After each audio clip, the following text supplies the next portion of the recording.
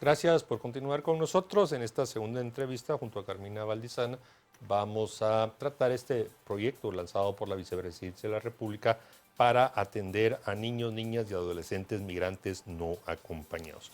Nos van a acompañar en esta entrevista y daré la bienvenida. Inicio con Danisa Ramírez, directora contra la trata de personas de la Secretaría contra la Violencia, Explotación y Trata de Personas, las BETS.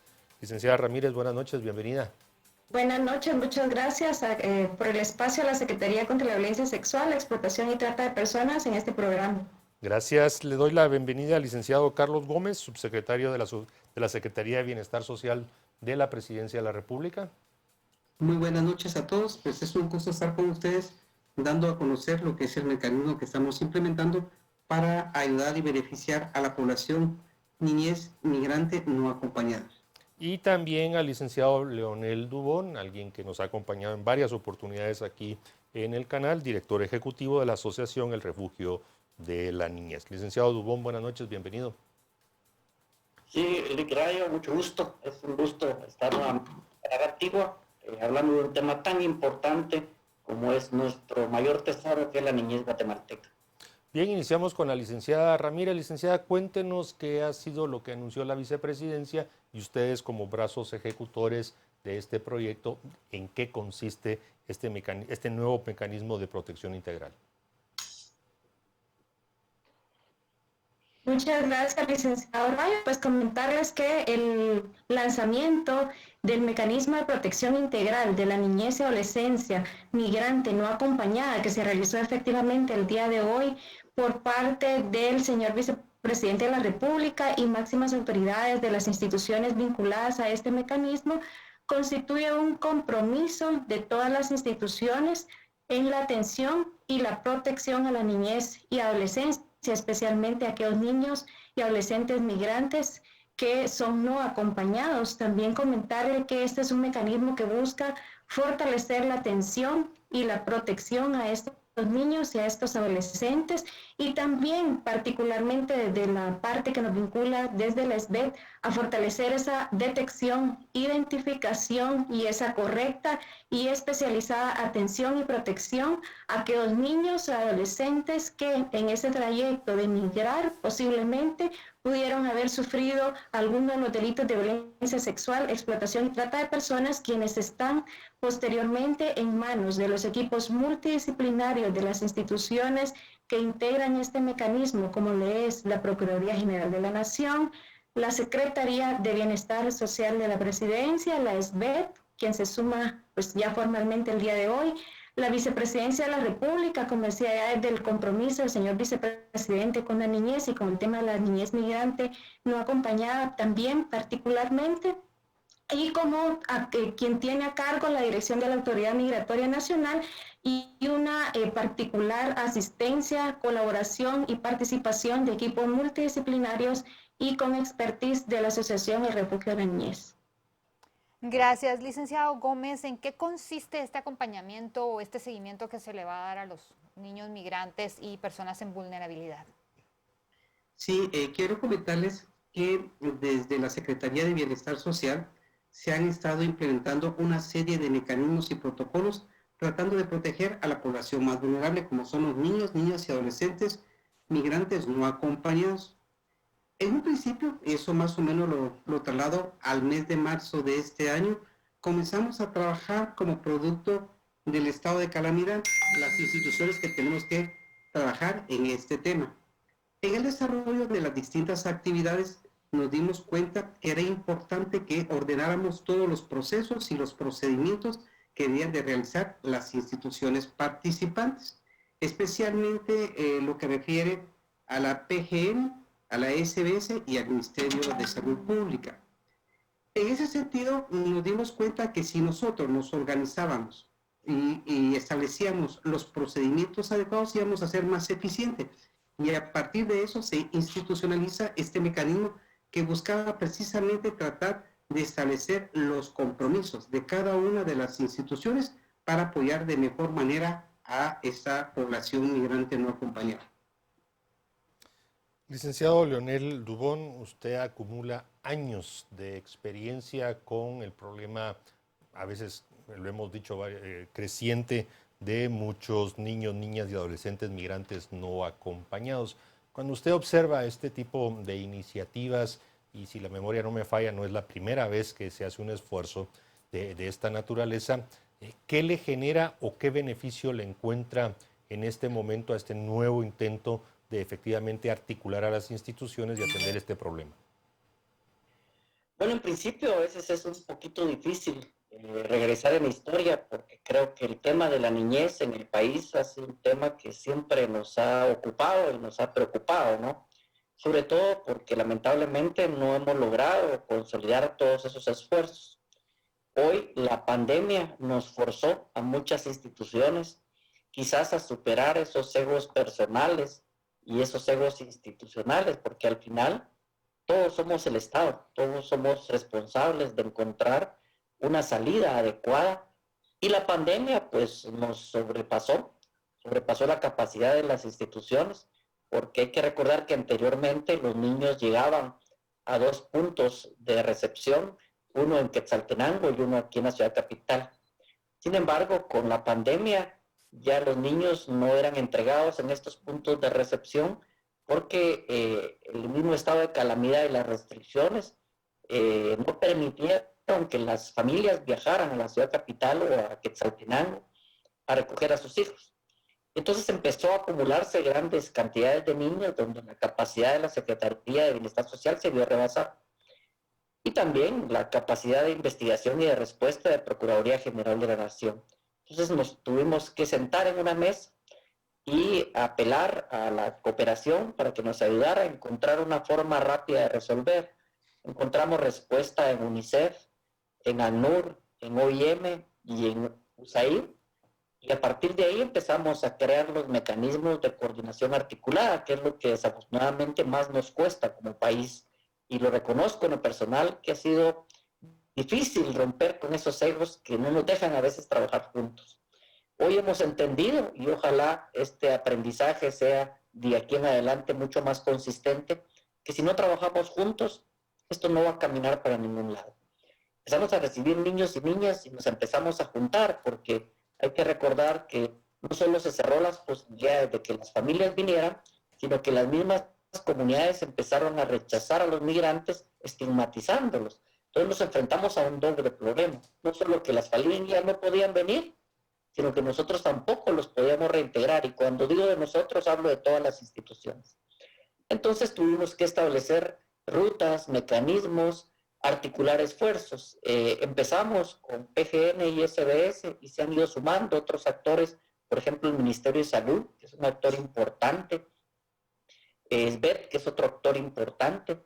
Déjenme decirles que cuando empezó en marzo y abril la pandemia, hasta mayo, si no mal recuerdo, los tiempos de entrega de un niño que retornaba de Estados Unidos podían llegar hasta 20, 30 días. Hoy eso se ha reducido a 5 días y 3 días de entrega. Todas las instituciones se han puesto de acuerdo.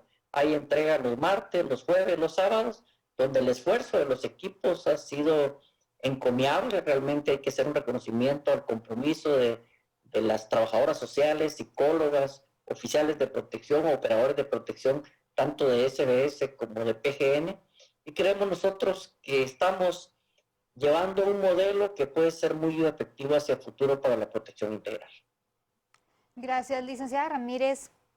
Aquí hay un tema importante porque para proteger a estos niños también necesitamos que los padres pongan de su parte. La semana pasada se conoce un caso por una agencia de noticias internacional de una madre de un niño de 12 años con discapacidades que lo hace cruzar en Ciudad Juárez la frontera solo a Estados Unidos. El niño desaparece. Por suerte había sido repatriado a Guatemala en tiempo récord, en efecto, y el niño se encontraba bien. Pero realmente exponer a un niño de 12 años con discapacidades es realmente parte del corazón. Entiendo la necesidad de la madre, pero hay necesidad de que los expongan a eso, porque de verdad, cualquier persona, conocemos los casos de los niños de la India que precisamente utilizan a niños con discapacidades, estas redes de crimen organizado internacional para que pidan limosna y este tipo de cosas. Comentarles que efectivamente parte de los esfuerzos interinstitucionales, como ya decían los licenciados Gómez y Dubón, consiste en que vamos a trabajar el componente de atención y protección a la niñez migrante no acompañada, pero también este mecanismo de coordinación interinstitucional busca desarrollar acciones informativas de prevención, precisamente para enviar ese mensaje a la población y particularmente a aquellos padres de familia y a todas las personas que en algún momento han expuesto a estos niños o a estos adolescentes a esta situación de migrar irregularmente. Como bien ya decía usted, las situaciones que pueden vivir estos niños en el camino, en el caso de las competencias que tiene la Secretaría contra la Violencia Sexual, Explotación y Trata de Personas, hemos sabido también algunos casos situaciones de adolescentes que en esa ruta migratoria de manera irregular también han sido víctimas, por ejemplo, de trata de personas. Busca el mecanismo desarrollar también como parte de estos esfuerzos interinstitucionales impulsar algunos programas y alianzas, como lo decían también mis compañeros antecesores, que permitan mejorar también el desarrollo social de la niñez y de las comunidades también para evitar en la medida de lo posible que se sigan presentando casos como estos de niños y adolescentes que están expuestos a migrar de manera irregular. Carlos Gómez, cuando hablamos de niños, niñas y adolescentes migrantes no acompañados, pues tenemos imágenes que son transmitidas por los medios de comunicación, por redes sociales y siempre es muy difícil tratar de ponerse en los zapatos de no solo de estos jóvenes, de estos niños, sino también de los padres. Pero dimensionemos el problema. Hay la percepción de que el número de niños, niñas y adolescentes migrantes no acompañados ha crecido sustantivamente comparado a hace 5, 6, 8 años. ¿Cómo se dimensiona la cantidad de estas personas que están en esta situación? Sí, quiero comentarles que del mes de marzo para esta fecha hemos tenido aproximadamente o hemos atendido alrededor de 1.340 niños, niñas y adolescentes. Estamos hablando de niños de 5 años hasta 17, 18 menos un día.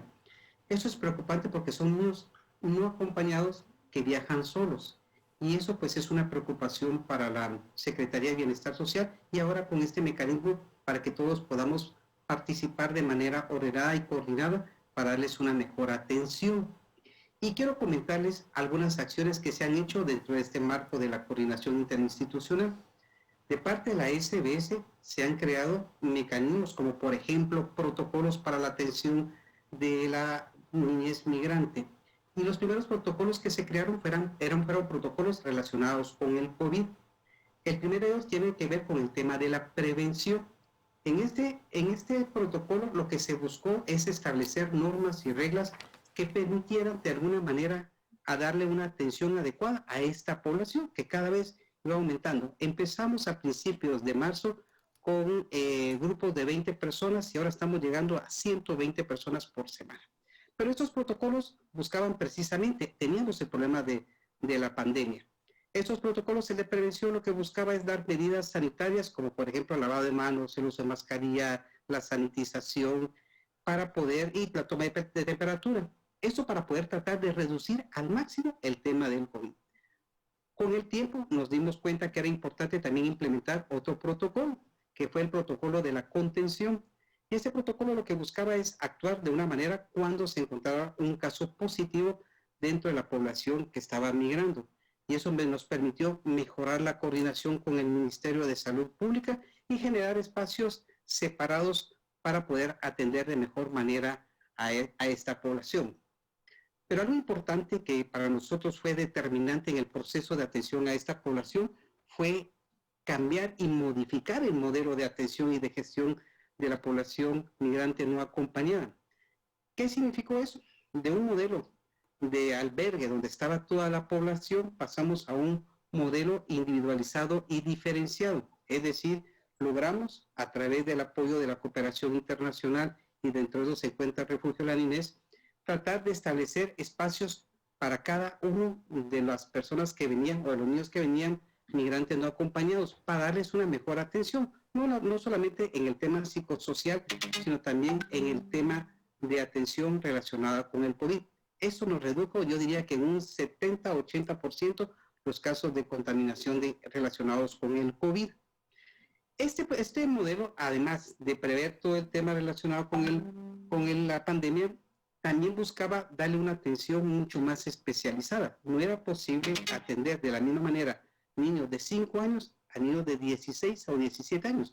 Digamos, su cosmovisión, su educación, su educación era distinta. Por lo tanto, logramos también modificar nuestro modelo de gestión y eso nos permitió dar una mejor atención a esta población. De alguna manera, este modelo también incidió en una mejor adaptación de la población hacia su comunidad y hacia la sociedad. Gracias, licenciado Dubón. Estados Unidos ha cambiado mucho desde la pandemia las reglas de la repatriación de personas, especialmente por temas de seguridad nacional, por el tema de la COVID. ¿Cómo han visto ustedes que esto ha incidido en la repatriación de migrantes, de niños específicamente? Bueno, nosotros estamos muy claros que migrar es un derecho. Sin embargo, Estados Unidos también como país tiene que establecer sus propias normas. Los niños y niñas regularmente ahora están viniendo bajo el capítulo 41 que se denomina, y quiere decir que ya solo dan vuelta en Estados Unidos. No son procesados en Estados Unidos y se quedan en albergues en Estados Unidos, sino que así como ingresan están retornando.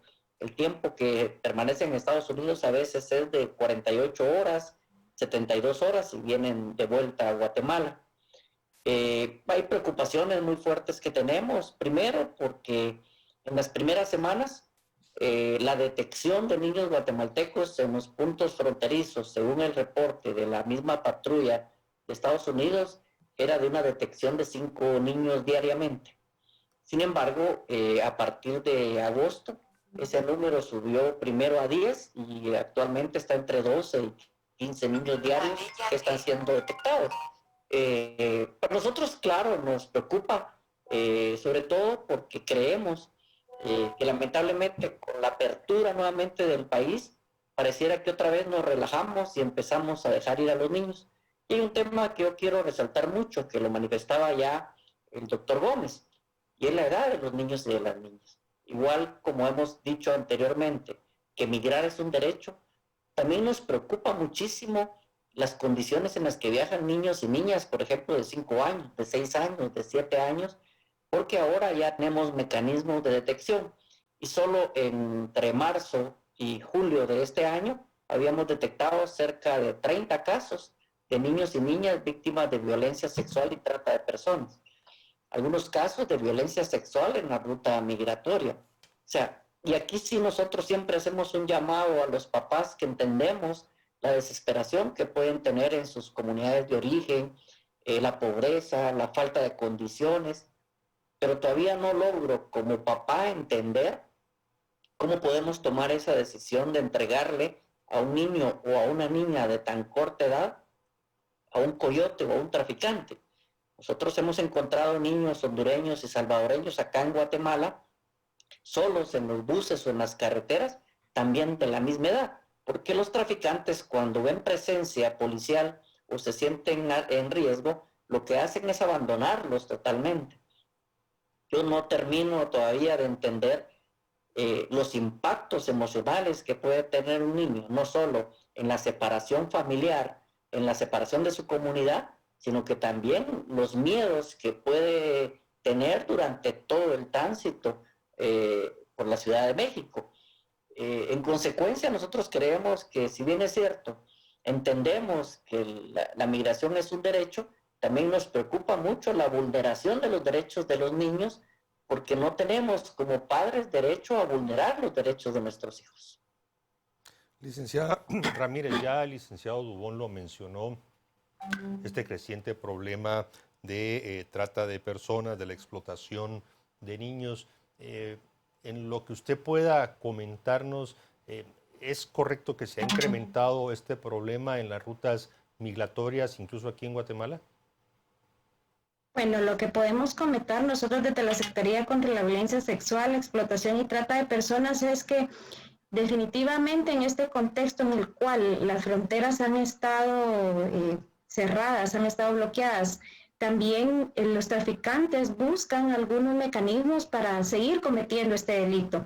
Buscan puntos ciegos, buscan algunas otras áreas en las cuales ellos puedan seguir cometiendo este delito de tráfico ilícito de migrantes y vulnerando y exponiendo a esta niñez y adolescencia. Comentarles que pues nosotros hemos visto siempre algunos casos de violencia sexual, explotación y trata de personas como parte de este movimiento migratorio irregular, y ya lo decía el licenciado Leonel Dubón, en el periodo que vamos del presente año, citando las estadísticas que nos han compartido, tenemos 33 casos de niños o adolescentes que han sido vulnerados en sus derechos como víctimas de posibles víctimas de violencia sexual, explotación y trata de personas, y estos niños y adolescentes que se identifican como posibles víctimas de violencia sexual, explotación o trata de personas, comentarles que ingresa entonces el mecanismo de atención y protección por medio de las diferentes instituciones competentes que permitan garantizarle a ese niño y a ese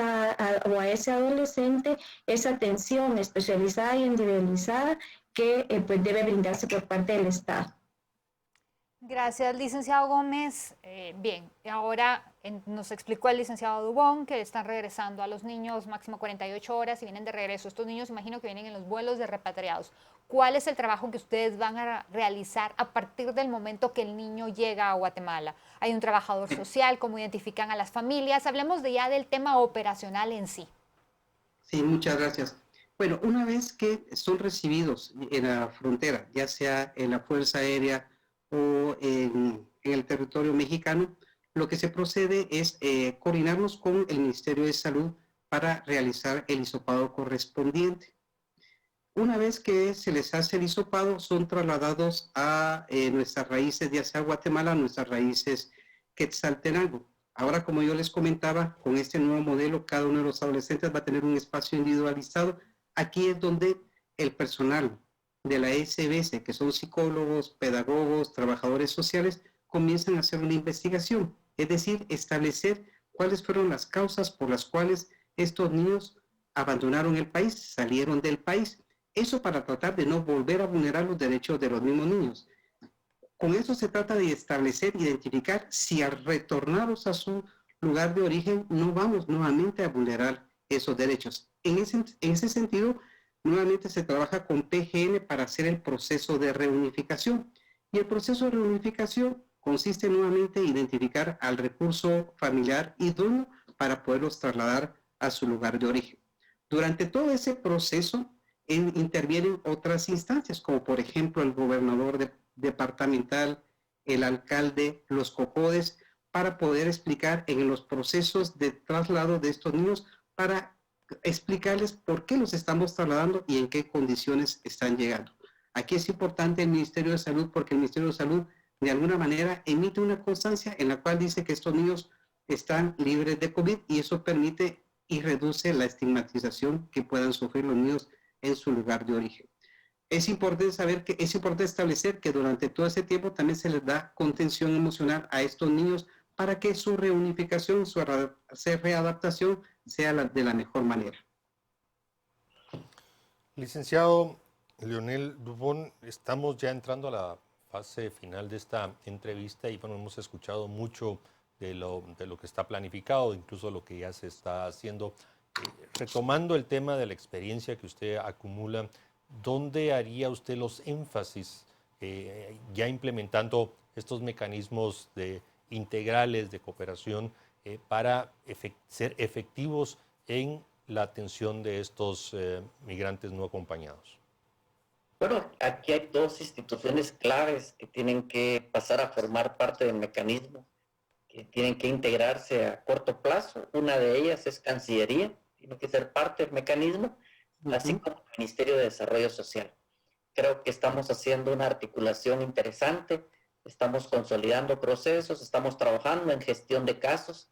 Nosotros como refugio estamos apoyando técnicamente, también con personal y algunos otros recursos a la Secretaría de Bienestar Social y a la Procuraduría General de la Nación, que también está haciendo un trabajo muy importante en este proceso, desde la recepción en Fuerza Aérea hasta la búsqueda de recursos y el seguimiento de casos. Para nosotros esto es importante porque si trabajamos de manera articulada y empezamos a plantear también proyectos de vida, seguramente vamos a reducir la reincidencia de los niños, porque hemos tenido casos de chicos que recibimos una vez en marzo y ya repitieron el proceso al intentar irse nuevamente a los Estados Unidos. Son muy pocos casos, pero ya se están empezando a dar. Eso quiere decir que seguramente tenemos que fortalecer mucho más los procesos en el trabajo comunitario, en el trabajo con las familias. Y ahí creo que el papel del Ministerio de Desarrollo Social es determinante para poder generar oportunidades de desarrollo en el ámbito local o en el ámbito comunitario. Estamos hablando de enero al 6 de septiembre de 1.775 niños y niñas, de los cuales 1.365 son hombres y 410 son mujeres. Creo que es un número manejable para el Ministerio de Desarrollo Social. ¿Se imaginan si pudiéramos tener proyectos de vida para estos 1.775 niños y les damos otras expectativas en su propio país? Yo les aseguro que estos niños abandonarían la idea de irse a Estados Unidos si como guatemaltecos empezamos a darles otras expectativas de vida, porque seguramente se abandona el país cuando el nivel de desesperación tanto de ellos como de las familias es muy alto. Todos sabemos que hay problemas estructurales no resueltos en el país. Y por otro lado, yo siempre insisto que nuestro país merece una transformación de su sistema de protección. Ya Guatemala se ha quedado muy atrás en cuanto a su sistema de protección y eso tiene que ver con fortalecer la institucionalidad de la niñez en el país. Hoy le planteaba al señor vicepresidente y él fue muy receptivo en que tanto Procuraduría General de la Nación, la Secretaría de Bienestar Social y la SBET necesitan una inyección importante de recursos en el presupuesto del Estado para invertir en la niñez. Tenemos que entender Yo que creo, si no... licenciado Dubón, y perdón que lo interrumpa, creo que ese mensaje es muy oportuno porque el inicio de la discusión del presupuesto 2021 está ya dándose en el Congreso y ahí podría, pues todas esas buenas intenciones reflejarse en más recursos. Queremos agradecerle a la licenciada Ramírez, al licenciado Dubón, como al doctor Gómez que nos hayan acompañado esta noche. Gracias, buenas noches. Muchísimas gracias, feliz noche. Gracias, buenas noches. Feliz noche, nos vemos. Bien, Carmina, hemos terminado las dos entrevistas, temas muy diferentes, pero interesantísimos. Todos dependen para poder sacar a Guatemala del subdesarrollo en el que nos encontramos, así que son importantes. Así es. Bueno, a ustedes les agradecemos mucho que nos hayan acompañado, los invitamos a que continúen con Canal Antigua y el resto de la semana con nuevas entrevistas totalmente en vivo. Tengan un buen descanso.